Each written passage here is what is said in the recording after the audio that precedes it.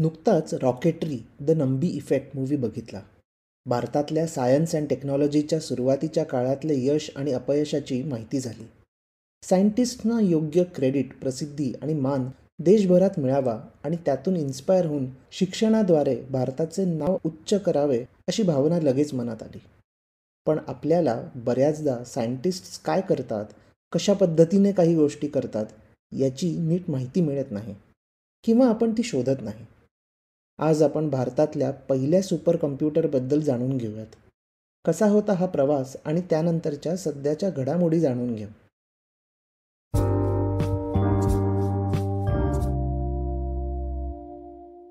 Super computer म्हणजे काय?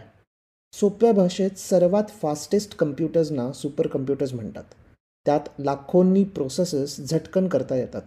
त्यासाठी खूप मोठे मशीन्स लागतात. सुपर कम्प्युटरमध्ये कॉम्प्लेक्स मॅथमॅटिकल मॉडेल्स रन केले जातात, ज्याचा फायदा फिजिक्स, केमिस्ट्री, हवामान, क्रिप्टोलॉजी किंवा न्यूक्लिअर वेपन्ससारख्या फील्ड्समध्ये होतो. जगातला पहिला सुपर कम्प्युटर अमेरिकेतल्या डिपार्टमेंट ऑफ डिफेन्ससाठी 1957 साली तयार केला होता. सेमॉर क्रे या इलेक्ट्रिक इंजिनियरने तो डेटा कंट्रोल कॉर्पोरेशन CDC मध्ये तयार केला होता. त्याचं नाव CDC 1604 असं होतं. सुपर कम्प्युटर असं नाव 1964 साली क्रेच्या CDC 6600 या मशीनला पडलं. तो सुपर कम्प्युटर जगातला सर्वात फास्टेस्ट सुपर कम्प्युटर होता. त्याचा स्पीड 3 मिलियन म्हणजेच 30 lakh floating point operations per second FLOPS होता. सुपर कम्प्युटर्सचा स्पीड FLOPS फ्लॉप्समध्ये मोजला जातो. जगातल्या फास्टेस्ट सुपर कम्प्युटरचं नाव फ्रॉन्टियर असं आहे आणि तो HPE या कंपनीने तयार केलेला आहे. फ्रॉन्टियर US मधल्या ओक रिज नॅशनल लॅबोरेटरीमध्ये आहे आणि त्याचा स्पीड 1.1 एक्झाफ्लॉप इतका आहे. एक्झाफ्लॉप म्हणजे एकावर 18 शून्य. कंपॅरिझनसाठी आपण त्याचा स्पीड फास्टेस्ट पर्सनल कम्प्युटरशी करूयात. नवीन ॲपल M1 Max या चिपचा परफॉर्मन्स 10.4 टेराफ्लॉप्स इतका आहे. टेराफ्लॉप्स म्हणजे एकावर 12 शून्य. जगातल्या टॉप 500 सुपर कम्प्युटर्सची लिस्ट साधारण दरवर्षी चेंज होत जाते. जून महिन्यातच एक नवीन लिस्ट निघाली. त्यातच फ्रंटियरचं नाव पहिल्या क्रमांकावर आलं. दुसरा रँक जापानमधला फुगाकू याचा आहे, जो मागच्या वर्षी प्रथम स्थानावर होता. ही झाली सुपर कम्प्युटर्सबद्दलची माहिती. आता भारताच्या प्रवासाकडे वळूयात. 1980च्या दशकामध्ये आपल्याला सुपर कम्प्युटरची टेक्नॉलॉजी हवी होती. तोपर्यंत US आणि युरोपने यात फार डेव्हलपमेंट्स केले होते. पण US आपल्याला त्यांचा बेस्ट सुपर कम्प्युटर द्यायला तयार झाला नाही. त्यामुळे भारताला दुसऱ्या तिसऱ्या क्रमांकावर असलेला क्रे XMP-14 वर समाधान मानावे लागले. इंडियन इन्स्टिट्यूट ऑफ सायन्स बँगलोरने दुसरा सुपर कम्प्युटर मागितला तेव्हा US सरकारने तो देण्यास नकार दिला. US आणि युरोपियन देशांना असं वाटायचं की एखाद्या डेव्हलपिंग कंट्रीला जर ही टेक्नॉलॉजी दिली तर तिचा वापर न्यूक्लिअर एनर्जी किंवा सॅटेलाईटसाठी केला जाऊ शकतो. तेव्हा आपण जागे झालो आणि स्वतःच सुपर कम्प्युटर बनवायचा निर्णय घेतला. भारताने मार्च 1988मध्ये centre for development of advanced computing CDAC ची स्थापना पुणे इथे केली. या प्रकल्पाचे नेतृत्व करण्यासाठी पंतप्रधान राजीव गांधी एका सायंटिस्टकडे वळले. त्यांचं नाव होतं विजय पांडुरंग भटकर. राजीव गांधी जेव्हा भटकरांना भेटले तेव्हा त्यांनी त्यांना 3 प्रश्न विचारले. पहिला प्रश्न, आपण ते करू शकतो का? भटकरांनी उत्तर दिलं, मी सुपर कम्प्युटर पाहिला नाही कारण आपल्याला त्याचा ॲक्सेस नाही. मी फक्त क्रेचे चित्र पाहिले आहे. पण होय, आपण करू शकतो. दुसरा प्रश्न, किती वेळ लागेल? भटकर यांनी तत्परतेने उत्तर दिले, अमेरिकेतून क्रे आयात करण्याच्या प्रयत्नात जेवढा वेळ लागला यापेक्षा कमी वेळ लागेल. आणि तिसरा प्रश्न, किती पैसे लागतील?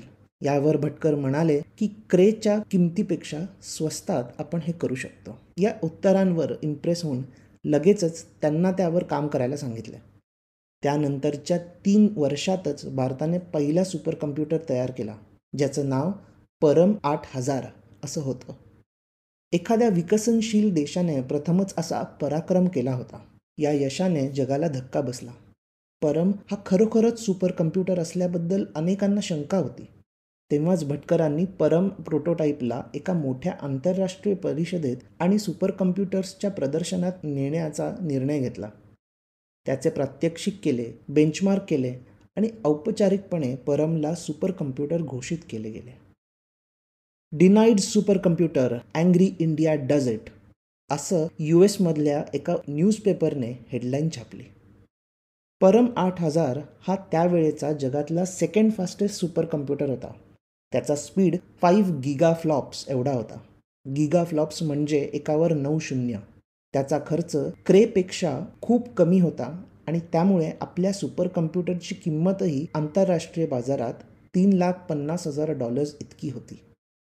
जेव्हा भारत USकडे दुसऱ्या सुपर कम्प्युटरसाठी गेला होता तेव्हा USच्या सुपर कम्प्युटरची किंमत $1 करोड इतकी होती. त्या तुलनेत आपला सुपर कम्प्युटर खूपच स्वस्तात आणि अंदाजे 28 पट फास्ट एवढा होता. आपण हा सुपर कम्प्युटर जर्मनी, UK आणि रशियामध्ये एक्सपोर्ट देखील केला.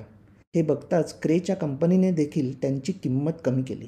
यानंतर परम सुपर कम्प्युटर्सची सिरीज भारताने लॉन्च केली. परमचे सगळे सुपर कम्प्युटर्स CDAC मध्ये एस्टॅब्लिश्ड आहेत. CDAC नंतर advanced numeral research and analysis group, Anurag, BARC आणि नॅशनल एरोस्पेस लॅबोरेटरीजमध्ये सुद्धा वेगवेगळे सुपर कम्प्युटर्स बसवले गेले. विजय भटकर, ज्यांना father of Indian super computers पण म्हणतात, यांच्याबद्दल थोडं जाणून घेऊयात. विजय भटकर यांचा जन्म अकोला जिल्ह्यातील मुरंबा या गावात झाला. नागपूर युनिव्हर्सिटीमधून त्यांनी BE इन इलेक्ट्रिकल इंजिनिअरिंग आणि बरोडा युनिव्हर्सिटीमधून MS कंप्लीट केलं. पुढे त्यांनी IIT दिल्लीमधून PhD सुद्धा पूर्ण केली. त्यांच्या कार्यासाठी त्यांना महाराष्ट्र भूषण, पद्मश्री आणि पद्मभूषण यांनी गौरवण्यात आले. सध्या ते नालंदा युनिव्हर्सिटीचे चान्सलर आहेत. त्याचबरोबर देशातल्या बऱ्याच विज्ञान आणि तंत्रज्ञानाच्या ऑर्गनायझेशन्स, कमिटीज किंवा युनिव्हर्सिटीजचे मेंबर किंवा चेअरमन आहेत. याआधी त्यांनी scientific advisory committee to prime मिनिस्टरचे सदस्य, IIT दिल्लीच्या बोर्ड ऑफ गव्हर्नन्सचे चेअरमन, महाराष्ट्र आणि गोव्यातल्या गव्हर्नन्स कमिटीचे चेअरमन सारख्या पदांवर काम केले आहे. त्यांनी GIST हे तंत्रज्ञान भारताला दिले, ज्यामुळे आपण भारतातल्या वेगवेगळ्या भाषांमध्ये कम्प्युटर वापरू शकतो. त्यांनी भारतात ठिकठिकाणी डिजिटल स्कूल्सची स्थापना केली. त्यांनी विज्ञान आणि अध्यात्माची सुंदर सांगड घातली आहे. अध्यात्माला विज्ञानाची जोड आणि विज्ञानाला अध्यात्माची जोड दिल्याने भारत विश्वगुरू होईल असा त्यांचा ठाम विश्वास आहे. म्हणून त्यांनी इंडिया इंटरनॅशनल मल्टिव्हर्सिटी याची स्थापनासुद्धा केली आहे. विजय भटकरांनी आतापर्यंत 12 पुस्तके व 80 एसेज प्रसिद्ध केले आहेत. त्यांच्या कार्यासाठी त्यांना जागतिक इलेक्ट्रॉनिक्स आणि कम्प्युटर्स क्षेत्रातील सर्वश्रेष्ठ समजल्या जाणाऱ्या संस्था IEEE आणि ACM यांनी फेलोशिप दिली आहे. त्यांच्या वेबसाईटची लिंक मी शोनोट्समध्ये टाकली आहे. आत्ता भारताकडे एकूण 62 सुपर कम्प्युटर्स आहेत. पण जगातल्या टॉप 500मध्ये भारताचे केवळ 3 सुपर कम्प्युटर्स आहेत, ज्यांची नावे मिहिर, प्रत्यूष आणि परमसिद्धी AI अशी आहेत. Mihir national centre for medium range weather फोरकास्टिंगमध्ये, Pratyush Indian institute of tropical मेट्रोलॉजीमध्ये आणि परमसिद्धी AI CDAC मध्ये आहेत. या लिस्टमध्ये कंट्री वाईज पाहिलं तर सर्वात जास्त सुपर कम्प्युटर्स चायनामधले आहेत. चायनाचे 173, USचे 128 आणि त्यानंतर जापानचे 33 सुपर कम्प्युटर्स या टॉप 500च्या लिस्टमध्ये काउंट केले जातात. 2016मध्ये आपले 9 सुपर कम्प्युटर्स टॉप 500मध्ये होते, तर आता केवळ 3च आहेत.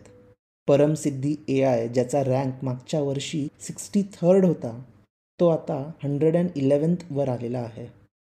यावरून असं दिसतं की इतर देश फार प्रमाणात त्यांच्या सुपर कम्प्युटिंग टेक्निक्स वाढवत आहेत आणि आपण मागे पडत आहोत. आपल्याला सुपर कम्प्युटर्सची खूप आवश्यकता आहे. मिसाईल किंवा न्यूक्लिअर वेपन्स सोडा, आपल्याला बेसिक गोष्टींसाठी यांची गरज आहे. सुपर कम्प्युटरच्या लेटेस्ट जनरेशनचा स्पीड काही कठीण जागतिक समस्यांचे निराकरण करण्यात मदत करू शकतो. लस विकसित करण्यात, कारच्या डिझाईनची चाचणी घेण्यात आणि हवामान बदलाचे मॉडेलिंग करण्यात भूमिका बजावू शकतो. जापानचा फुगाकू हा सुपर कम्प्युटर कोविडच्या रिसर्चमध्ये वापरला होता. सातोशी मात्सुओका, जे रिकेन सेंटर फॉर कम्प्युटेशनल सायन्सचे डायरेक्टर आहेत, ते म्हणाले की फुगाकूच्या जुन्या व्हर्जनमध्ये जर हे कॅल्क्युलेशन्स केले असते तर आम्हाला कदाचित काही दिवस किंवा काही आठवडे लागले असते. पण नवीन व्हर्जनमध्ये हे काम फक्त 3 तासात झाले. नवीन कॅन्सर ट्रीटमेंट असो किंवा नैसर्गिक आपत्तीचे फोरकास्टिंग, सुपर कम्प्युटर्स भारतासारख्या देशाला खूप प्रमाणात उपयोगी आहेत आणि आपण ते चांगल्या कामासाठी वापरू शकतो, ज्याची आपल्याला सर्वात जास्त गरज आहे.